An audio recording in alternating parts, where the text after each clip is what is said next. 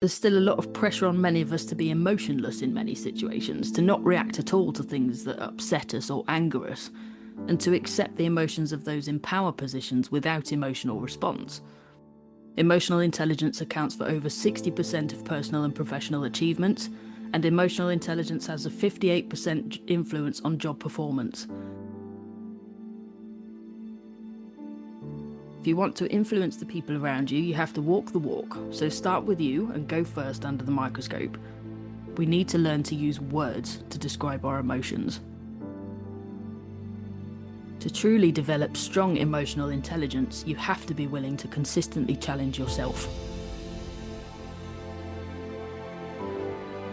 Start with self-awareness, then branch out into social awareness and self-management, and then bring all that together to build good relationship management. Emotional intelligence is an increasingly needed skill, not just in the workplace but in life. Hold yourself accountable for your thoughts, behaviours, and the impact you have on other people.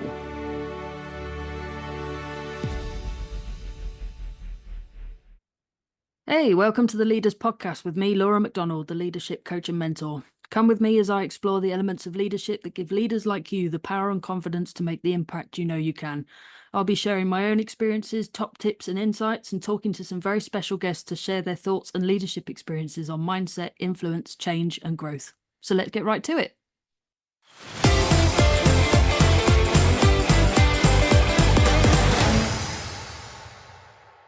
There is only one person you have control over in life, yourself.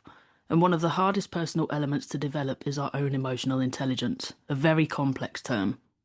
And rightfully so, because we as human beings are complex and unique. Emotional intelligence is the ability to recognize, understand, manage, and use your own emotions and others. And when you can do this well, you foster greater resilience, enhanced and more effective communication, and stronger connection and influence with others. In your leadership, you'll find your decisions are more strategic, more adaptable, and less affected by personal bias. Your skills in managing conflict will be elevated through a deeper understanding of the views of all involved, more constructive problem solving, and a greater ability to reduce the negative impact of conflict and harness the positive ones. Your authenticity will grow, which will support you in building more meaningful and trusting relationships with your team and other colleagues.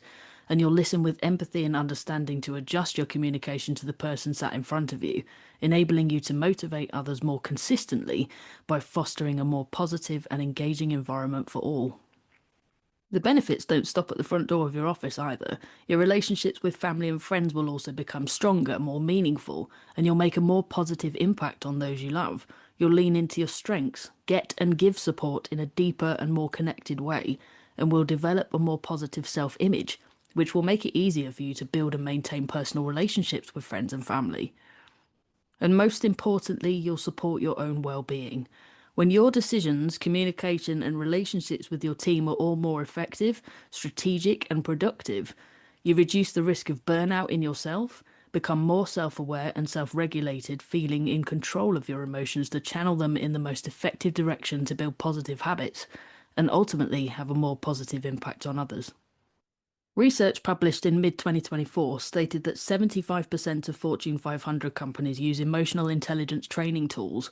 Emotional intelligence accounts for over 60% of personal and professional achievements, and emotional intelligence has a 58% influence on job performance. These were just some of the statistics, including 87% of millennials are motivated by the emotional intelligence of their leaders to help the company succeed. And over 80% believe coaching and classroom training is the most effective for developing these skills. Raising and sustaining your emotional quotient takes constant work and a willingness to widen your perspective as far as you can. It's a metaphorical muscle that needs you to spend regular time on it. But this doesn't need to be an exhaustive process. It's not something we could ever realistically attach the word perfect to either. EI looks and feels so different for us all that there is no standard to meet. This is about a journey of growth that only ends when you stop trying. There are a few models of emotional intelligence out there, but today I'm going to share with you Daniel Goleman's model, first published in 1995 in his book Emotional Intelligence: Why It Can Matter More Than IQ, where he says the underlying basis for our level of ability is no doubt neural. But as we will see, the brain is remarkably plastic, constantly learning. Lapses in emotional skills can be remedied. To a greater extent, each of these domains represents a body of habit and response that, with the right effort, can be improved on. So let's dive into Goleman's model and how you can build your own emotional intelligence to new heights. Goleman suggested that EI is a set of skills and competencies under 4 categories that drive performance, so let's go through those now. So the first is self-awareness, so your own knowledge and understanding of your emotions, your strengths and weaknesses, motivators, values and general behaviours, as well as the impact you make on other people. You might reflect on situations or how you spoke with a person or how you responded to bad news, and ask others how you were perceived by them in those moments too. You might ask for more general descriptions of yourself, so do exercises that help you discover your values, get input from your own leaders, friends and team on what they see motivates you to act. The second is self-management, taking what you now know about yourself and using it to manage those impulses and emotions more productively, adapt to change and uncertainty in a better way for you and everyone around you, and control disruptive emotions. I will touch on that last point because this competency is often termed as emotional control, which is often mistaken for emotional suppression, bottling it all up and not letting it out. I'll go into this more later, but bottling it up never did anyone any good. This is about emotional regulation, not suppression. The third is empathy, the ability to hone in on the emotions of others and clearly identify them to show understanding and react in the most helpful and supportive way for that person. This skill generates deeper connection and understanding between you and your colleagues and is often referred to as stepping into somebody else's shoes. For example, in the last episode of this podcast, June Hogan highlighted what leaders might say as opposed to what they could say in redundancies. Many of us respond to others' upset with a personal feeling of discomfort and immediately try to find the upside of a situation or downplay the person's experience. Instead, we can help the person start to process their own emotions by naming them in our own heads and summing up in sentences like, "That sounds like a really difficult situation. You must feel so exhausted." And the fourth category is social skills, learning how to get along in different groups or with certain individuals, taking note of social practices or key bonding activities and integrating yourself in with those, managing your relationships with others through tailored communication and engagement, and building your influence to become a voice worth listening to. Building a good rapport with your colleagues is vital to boosting productivity and increasing their ongoing commitment to the organisation and you. These 4 competencies are a simplified version of what Goleman originally wrote, but all of them build a map to higher emotional intelligence. Start with self-awareness, then branch out into social awareness and self-management, and then bring all that together to build good relationship management. In continuing to work on all of this over time, you start to see the benefits I mentioned in the first part of this episode. So now we know what the theory is, let's explore what steps we can take to build our EQ. This first step is important because if you want to influence the people around you, you have to walk the walk. So start with you and go first under the microscope. Self-awareness is the process of understanding yourself as fully as you can, in particular your emotional actions and reactions, your impulses, and how you display all of the above, as well as how that's then interpreted by others. So here's what you can start with, because the whole of your emotional range is a lot to learn, right? Start with reflecting on a positive situation that occurred in the last week. Go back through it in your mind, and you can write all this down if it helps you, to try and identify everything that happened with you in that moment. So what were you feeling? What were you thinking? How did that show up for you? In your face, your body language, your words to other people? Be specific about your language, especially identifying those emotions, and at what point in the experience they came. Once you've done that, you can seek out other people who were there and ask them, without giving away anything of what you've reflected on so far, what they saw and felt from you in that moment and how it impacted them as well. From that, reflect further to consider what helped the situation that would be good to do again, and anything that you could do differently next time. You can use this process to reflect on a range of experiences and keep gaining insight to yourself and expanding your emotional vocabulary, something that's really, really important. We need to learn to use words to describe our emotions. The next thing you can do is directly apply that understanding the next time a similar situation occurs, which will help you practice self-management. Then go back and reflect on it again. If you think there's more you can do, learn and apply it again. If there isn't, then you can go back to self-awareness, knowing you can place your focus on a different scenario and skill set. So these two can go hand in hand quite easily. This is all about you. When it comes to social awareness, the key is empathy. So, a good exercise to do is think about someone you disagree with on something you need to be on the same page about. So, sit somewhere comfortable, close your eyes, and put yourself in that person's shoes. Understand their perspective on what's happening. What are they seeing that you're perhaps not seeing yet? And why do they believe what they believe? Then put those emotions into words again. How is that person feeling? This is not about agreeing, it's about understanding. So if you were them, how would you feel in that moment? Once you've got this information, you can start to problem solve. So compare what you now know about them to what you knew about yourself in that same moment. Where are the barriers? How can you overcome them? Where is the root cause of your disagreement? And therefore, what are the potential solutions? At that point, you can put self awareness, self management, and social awareness all together for the next thing you can do: manage that relationship. So, organize some time with the person that you disagreed with. Show them that you understand how they must have felt, and then suggest the solutions you've come up with, and be open to development of those ideas by collaborating with them to make it better for you both and create a win-win, and use what you know about what you contributed to the positive situation you reflected on earlier to see collaboration as a positive and encourage the other person to see it the same way.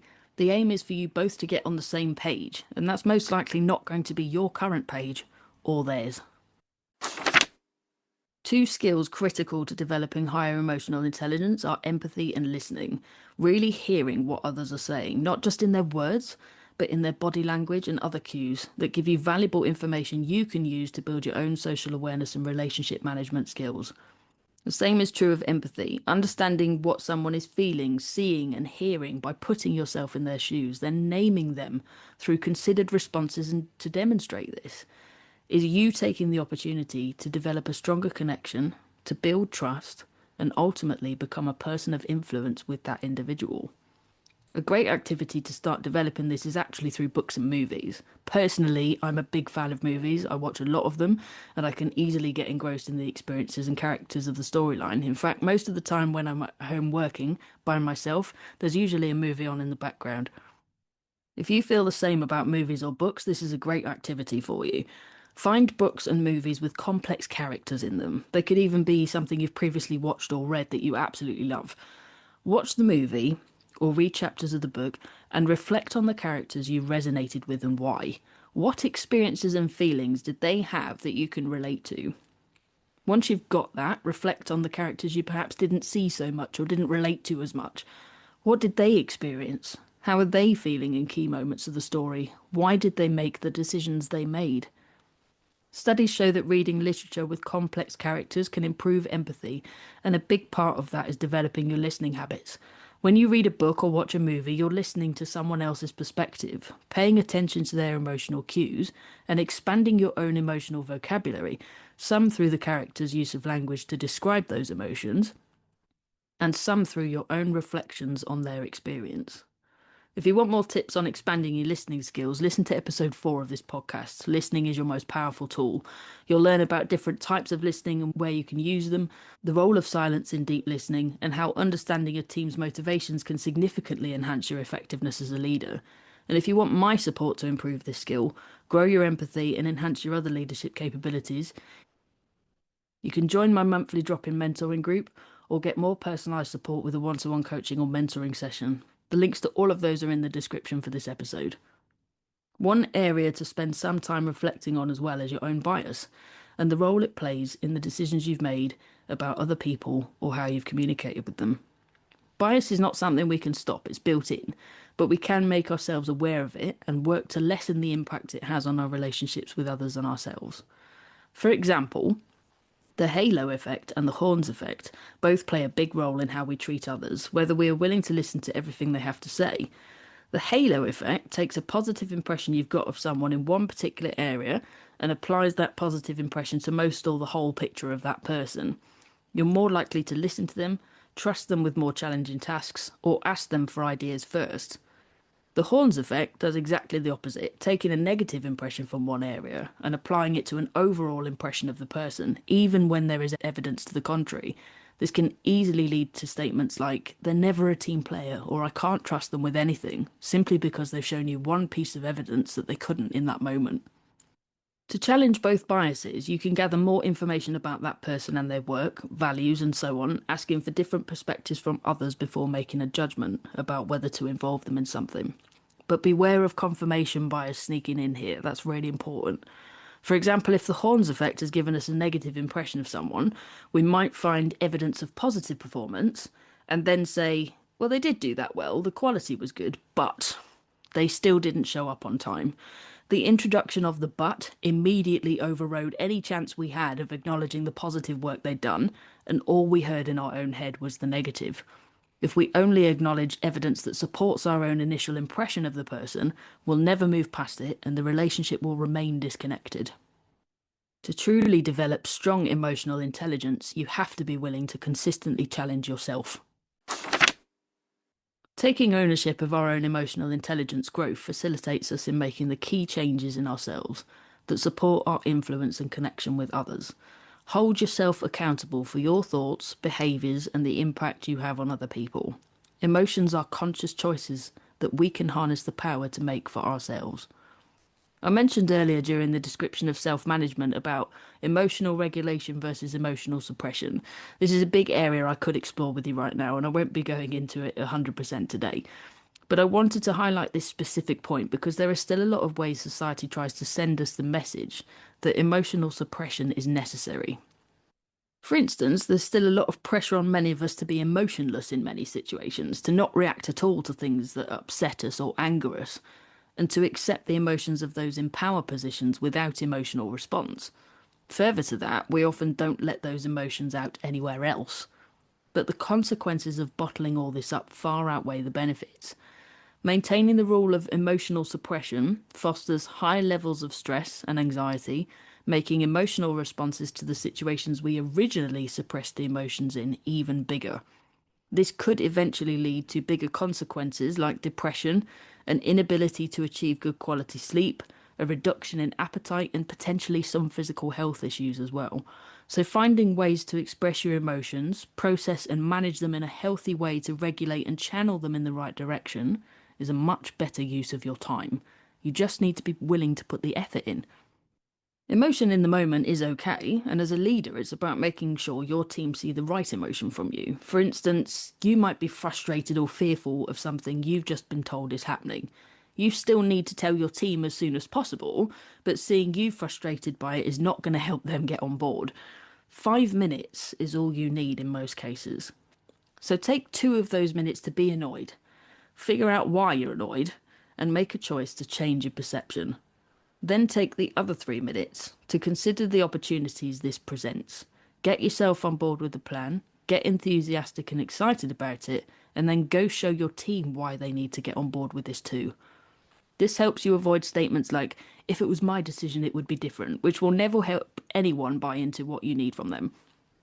If you're engaged, you'll quickly find others who are also engaged and can help you champion those next steps. Take the same approach with performance management and development. Get enthusiastic about the opportunities that person has in front of them to get them excited about learning something new, achieving their goals, or adding value in another area of their role. You can take that same approach with many other areas of your role. 2 minutes to feel your feelings, work out why they're there, and make a choice to change your perception. Use the next 3 minutes to name all the opportunities you can see, get yourself on board, and build your own enthusiasm and excitement. Channel those initial negative emotions into positive and engaging ones so you can lead with authenticity and the confidence your team needs from you. Even a plan that won't work is an opportunity for your team to understand why and develop ways to build a better one. Our emotions may be influenced by what's happening around us, but we hold responsibility for how we respond. If an emotional response to a particular situation is more difficult to change over time than others, seek out support from coaches or other professionals who can develop your perspective on your barriers and support you to overcome them. If you want my support to do this, just click on the links in the description I mentioned earlier to choose the most appropriate support for you. Emotional intelligence is an increasingly needed skill, not just in the workplace but in life. Own your emotions, work hard to understand them, then learn how to use them so you can thrive. Until next time, everyone.